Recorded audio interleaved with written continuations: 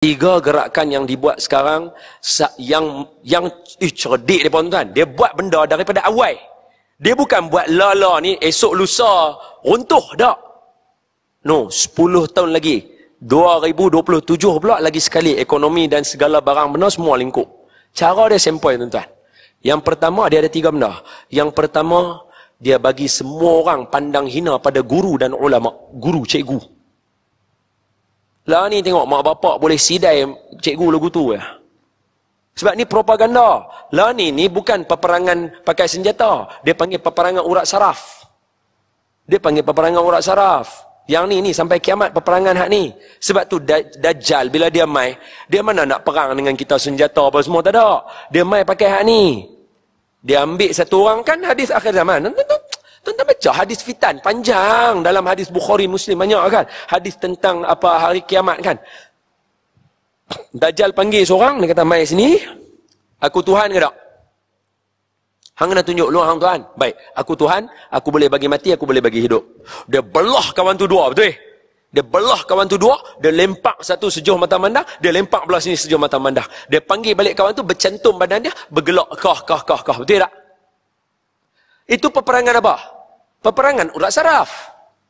Dia nak tengok mental kita strong ke tak strong. Inilah latihan dia sekarang. Kalau lah ni kita terap, Dajjal esok, wa'ayazubillah, selesai ya. Saya doakan tuan-tuan dan saya selamat daripada fitnah Dajjal. Amin ya rabbal alamin. Dan keluarga kita dan keturunan kita. Dia lah ni. Jadi dia yang pertama dia bagi peruntuh institusi cikgu, ustaz dan guru. Yang kedua, orang perempuan. Dia peruntuh orang perempuan dengan cara dia bagi tahu orang perempuan kalau tak buat macam orang lelaki tak sempoi. Dia suruh orang perempuan main bola. Dia suruh orang perempuan buatlah panjat gunung ke apa ke. Dia suruh orang perempuan buatlah macam-macam kira buatlah. Pasal kalau hampa tak buat, hampa tak terror orang perempuan. Jadi hak orang perempuan kita ni pun kira hari-hari duk tengok internet, duk tengok dia kata, ish betul juga no, aku tak buat benda ni, mana aku nak terror. Dia pun terpengaruh. Nampak? Sebab peperangan urat saraf. Jadi sebab tu hari-hari kena mai ceritakan kelebihan hadis, kelebihan orang perempuan. Baca kat mereka bagi tahu kata Allah dah sedia dah nikmat untuk mereka. Baca hak ni kelebihannya, hak ni kelebihannya, hak ni kelebihannya, hak ni kelebihannya, hak ni kelebihannya, hak ni kelebihannya. Bagi mereka perang balik dengan saraf yang tak betul tadi. 2, 3, last. Apa dia? Allahumma salli alaihi wasallam. Mereka bagi budak-budak belajar benda lagu macam orang tua.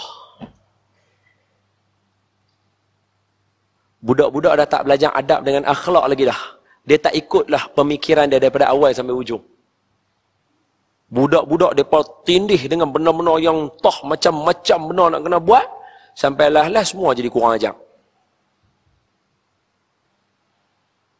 Cara. Tapi istilah canggih. Istilah canggih. Istilah kira untuk generasi akan datang. Mempunyai generasi yang bagus. Generasi yang boleh menangani masalah. Apa semua. Saya nak tanya tuan-tuan lah. Simple sudah lah. Tuan-tuan hari ni dalam hidup semua ada masalah. Tapi macam mana kita try atasi? Kita belajar tanya orang, kita belajar tanya. Macam mana kita boleh ada benda tu? Sebab kita belajar akhlak dengan adab dulu. Orang tua ajak kita. Hang tak kerti, hang pergi tanya orang tua. Hang tak kerti, hang pergi minta berkat daripada orang tua. Orang tua ni dah makan garam lebih awal daripada hang. Pasal yang ni, tu khatib pun dah abang tadi. Mukadimah makan garam tadi disebut, betul?